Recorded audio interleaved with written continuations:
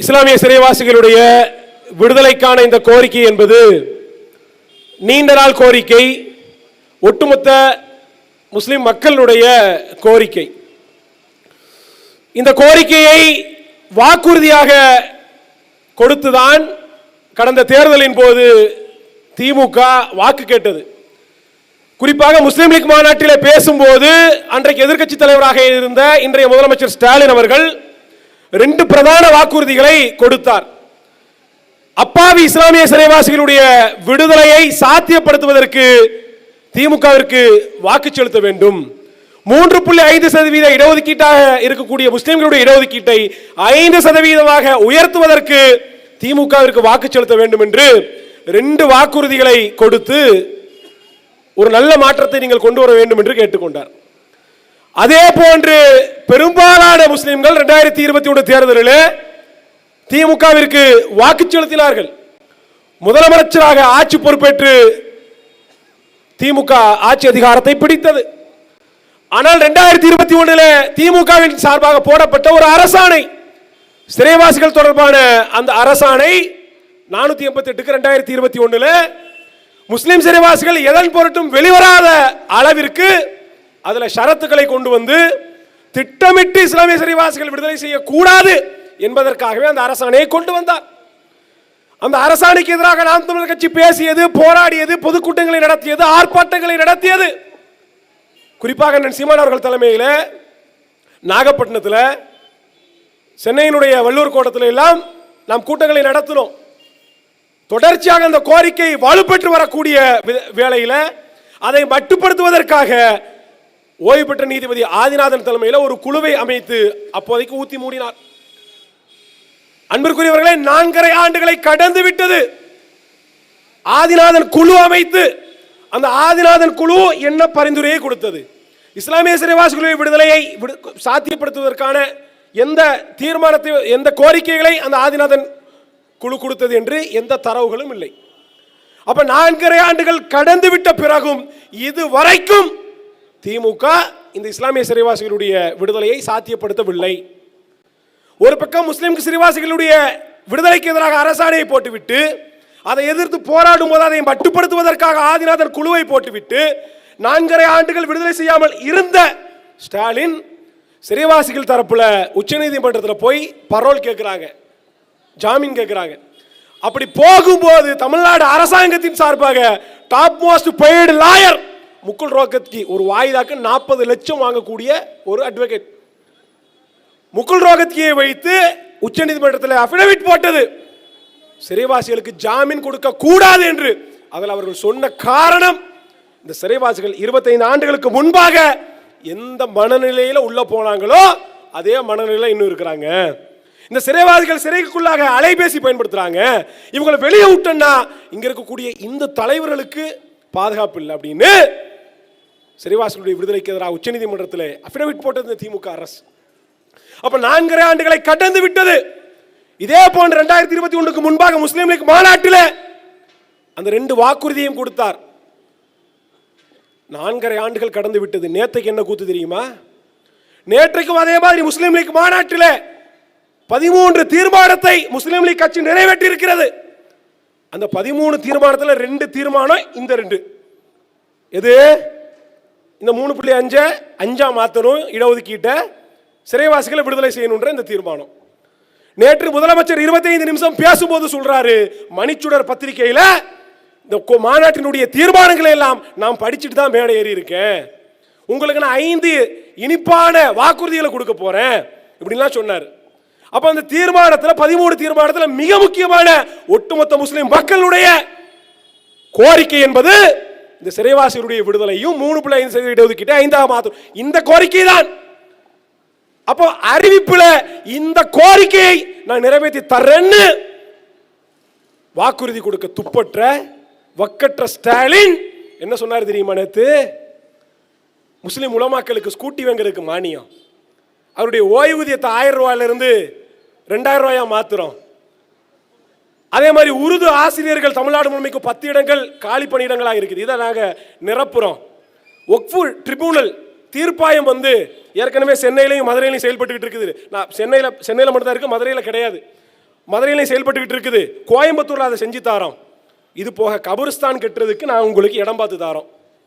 எவ்வளோ பெரிய 5 முக்கியமான கோரிக்கை.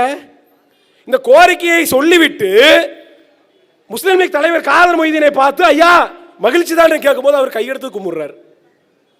இப்பேற்பட்ட அடிமைகள் இருக்கிற வரைக்கும் இஸ்லாமியர்களுக்கு இடஒதுக்கீடோ சிறைவாசிகளுடைய விடுதலையோ சத்தியமாக சாத்தியமில்லை. அப்ப அங்க என்ன கேட்டிருக்கணும்? ஐயா ஏற்கனவே போன மாநாட்டிலே நீங்க 2 வாக்குறுதியை தந்தீங்க, அந்த வாக்குறுதியை நம்பிதான் மக்கள் கிட்ட நாங்க ஓட்டு கேட்டோம். அதன் அடிப்படையில் தான் ஒட்டுமொத்த முஸ்லீம் மக்களும் திமுக ஓட்டு போட்டாங்க. 2021 நீங்க முதலமைச்சரா நீங்க மறுபடியும் 5 வருஷம் கழிச்சுட்டு மறுபடியும் அன்னைக்கு காலையில் 6 மணியில இருந்துட்டு மறுபடியும் கோழி குக்கர கோன் மறுபடியும் முதல்ல இருந்து ஆரம்பிக்கிறீங்களே ஏன்னு மானமுள்ள முஸ்லீம் லீக் கட்சிக்காரங்க கேட்டிருக்கணும். அவங்களுக்கு தான் மான ரோசம் வெக்கம் சூடு சொன்னா ஒன்றும் கிடையாது, உடனே கையெடுத்து கும்பிட்டுட்டாரு, முடிஞ்சு போச்சு மாநாடு. அப்ப ஏற்கனவே முஸ்லீம் லீக் மாநாட்டில் 5 ஆண்டுகளுக்கு முன்பாக என்ன வாக்குறுதியை கொடுத்தாரோ அதே வாக்குறுதி இன்றைக்கு வரைக்கும் நிலுவையில் இருக்கு. ஏன் செய்ய மாட்டாங்க? இந்த திமுக ஆட்சியில் வேற யாரும் இந்த மாதிரி வெளியே வந்தது இல்லையா?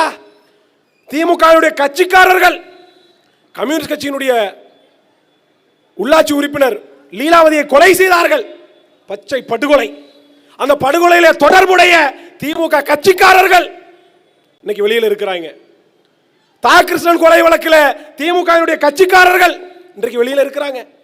அப்ப திமுக கட்சிக்காரர்கள் லீலாவதி கொலையில ஈடுபட்டவங்க, தாகிருஷ்ணன் கொலையில ஈடுபட்டவங்க எல்லாம் இன்றைக்கு வெளியே இருக்கும் போது இந்த சிறைவாசிகள் மட்டும் ஏன் உள்ள இருக்கிறாங்க? முதலமைச்சர் ஸ்டாலின் நேற்றைக்கு சொல்றார், சிறுபான்மை மக்களுக்கு நாங்கள் தான் அரணாகவும் பாதுகாப்பாகவும் இருந்தோம்னு சொல்றார்.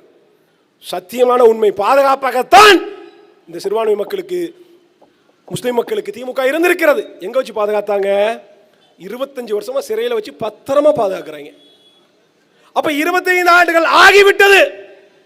பள்ளிவாசல் பள்ளிவாசலாக, மேடை மேடையாக, ஜமாத்து ஜமாத்தாக திமுகவுக்கு வாக்கு கேட்கக்கூடிய உலமா பெருமக்களே, ஆலிம்சாக்களே, படித்தவர்களே, பண்பட்டவர்களே, பெரியோர்களே, சிறைவாசிகளுடைய விடுதலையை ஒரு மேடையில் நீங்கள் பேசியதுண்டா?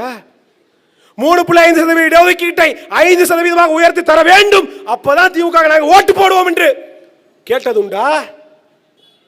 அப்ப மக்களுடைய ஜீவாதார உரிமையையும் கோரிக்கையும் அடகு வைத்துவிட்டு இலவச வாக்கு வங்கியாக திமுக இருப்பது வெக்க கேடு இல்லையா? இன்னும் எத்தனை ஆண்டுகளுக்கு இலவச வாக்கு வங்கியாக உங்க மேல குதிரை சவாரி செய்ய விடுவீங்க? சிரிச்சு பாருங்க. அப்ப எந்த ஒரு இடத்திலும் இந்த மக்களுக்காக இவர்கள் நின்றது இல்லை. ஒன்றே ஒன்றுதான், ஒரு குற்றவாளிக்கான தண்டனையை வழங்கும் போது அவன் செய்த குற்றத்தை அளவிட்டு அதற்கான தண்டனையை வழங்கணும்.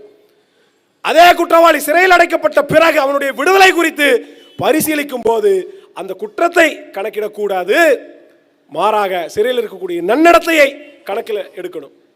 அப்ப நன்னடத்தையை கணக்கில் எடுத்து பார்த்தால் முன் விடுதலைக்கு அத்தனை தகுதிகளையும் கொண்ட முதல் தர ஆட்களாக இன்றைக்கு இஸ்லாமிய சிறைவாசிகள் இருக்கிறாங்க. சிறையில் இருந்து பட்டம் படித்து டிகிரி முடித்த எத்தனையோ பேர் இன்றைக்கு முஸ்லீம் சிறைவாசிகள் உள்ள இருக்கிறாங்க. அப்ப இந்த உலமா பெருமக்கள் கிட்ட நான் சொல்றேன், சும்மா மேடையில் நிற்கும் போது ஒரே ஒரு நொடி யோசிச்சு பாருங்க.